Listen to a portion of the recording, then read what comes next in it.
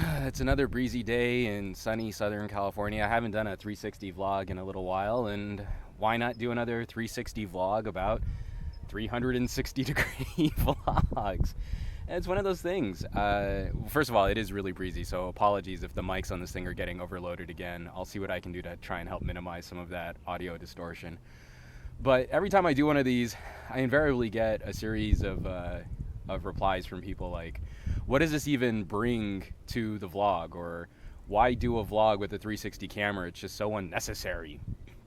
Or also people upset that I'm not doing something more interesting with 360 degree video. And I guess I've just never been a huge fan of the vlogging format. You know, I put my face up on a webcam, Philly D style, and all you can see is my face, and I'm being really passionate and being really quick cutty and cutting back and forth and showing you, you know, like my editing skills. The flies are also out in force today, so apologies as I wave towards the camera a whole bunch. And I don't know, I just feel like there are other opportunities for engaging in a discussion and having a conversation and, like talking about things. So if we're going to talk about 360 degree video, I feel there's this huge opportunity to bring someone into this experience sort of like Dear Diary style, with a little intimacy and with a little thought that like I'm trying to share. This is like one of my favorite spots in Southern California. I love this view. I come up here a lot to shoot camera samples and I basically just get a little vitamin D as I'm cooped up in my lab way too much. You know, I live in one of the most beautiful places in the world, and I don't get to experience it like I really should. Like, I don't really get to take advantage of it as often as I should. So instead of just sitting down at my desk in my office again to talk about some type of political problem or technology issue, why not move it out here? Why not have work outside? You know, you'd have that one really cool teacher. It's like, we're going to have class outside today. And that to me really means something. There's also this, for me, a notion that that you can kind of share this experience with me in a way that I can't do with a traditional rectilinear shot. You know, if I just have it on me, you would only be seeing this bush over here.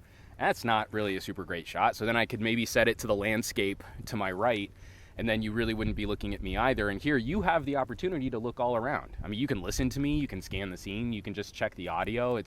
There's way more flexibility in what you choose to consume. I'm putting more power in your hands, how much attention you really want to give me.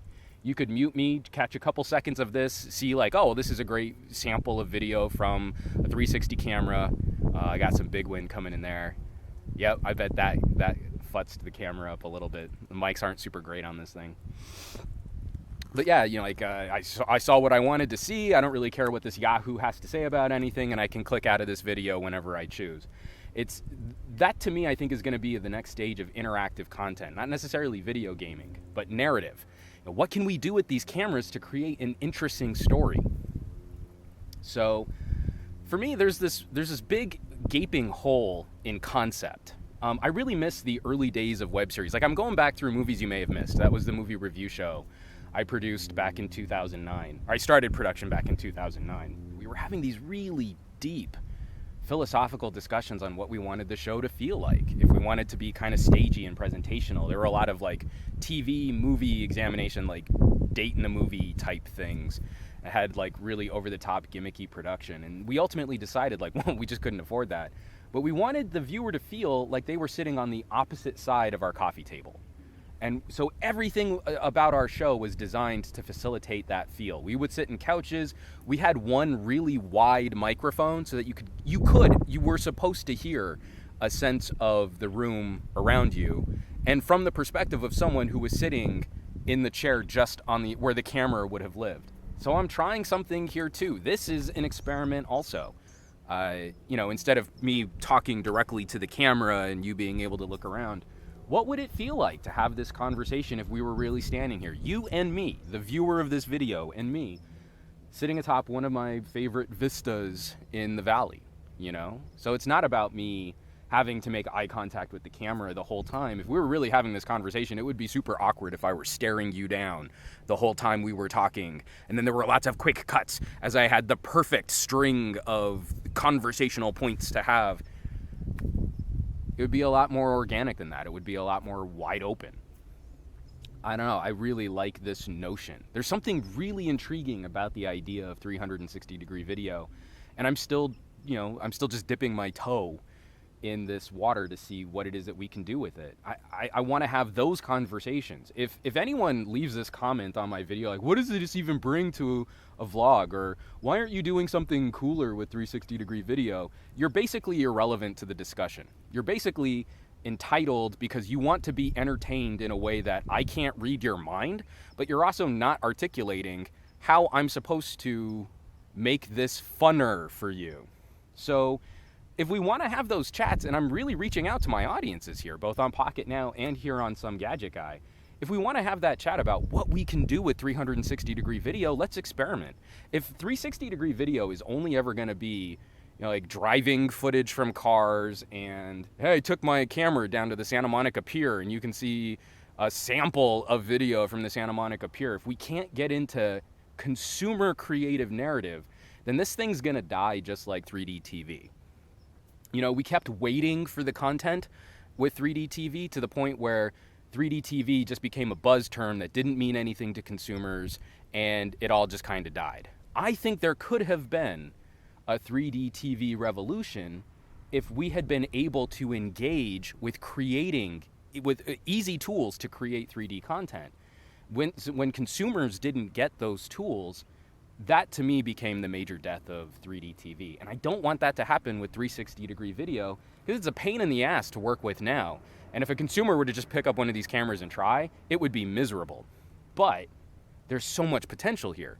And if it's not for people, sort of at the bleeding edge of this tech, who's really, the people who are really using it, not just me, not just kind of screwing around with doing these vloggy things, but people who are really trying to create really interesting and fresh new stuff, if they don't sort out the problems with it and make it more consumer accessible, we're stuck in the same kind of quality of content that we're always in. There's no flexibility and there's no control for the viewer to do something interesting with this stuff. So this isn't some BS like, oh, and make sure you drop a comment down below my videos because more comments help my metrics and that makes me look cool. I'm earnestly asking and I'm earnestly reaching out to you guys. What is it that we want to do? I think this camera, I'm writing sort of a notion for like a horror short, and I don't know that I have the tools to pull it off just yet, but I think that is an idea, like a limited short form narrative structure where the audience is tasked with controlling the camera and they could potentially miss something in the video. Like that instantly comes to mind. Like horror is always one of those things. It's like horror and porn are always the things that I think kind of lead some of these newer technologies. We got that dearth of found footage films, but we sometimes forget that there were some really innovative storytelling techniques in some of the earlier found footage films before they just became cynical cash grabs.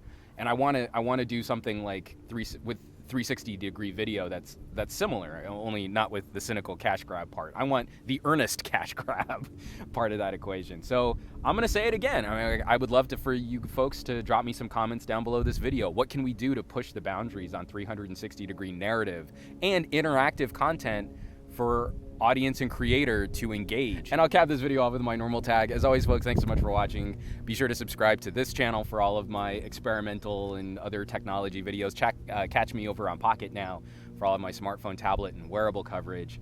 We've got some cool stuff coming up over there too. And then head over to VidMe to catch the resurrection of my old movie review series, Movies You May Have Missed, my labor of love to make sure that show's memorialized and to see if maybe we can find some way to fund it to create future videos, future movie reviews, because we had a lot of fun doing that. You can catch me around the web, SomeGadgetGuy, Twitter, and Instagram. Links below this video, how you can support production here, including my book, Take Better Photos, Smartphone Photography for Noobs. So as soon as I turn this camera off, I'm going to go hit these bushes and get some cool macro shots with a BlackBerry Key 1, because the camera on that actually doesn't suck. And folks, I'm going to cap this one off, and I will catch you all on the next vlog.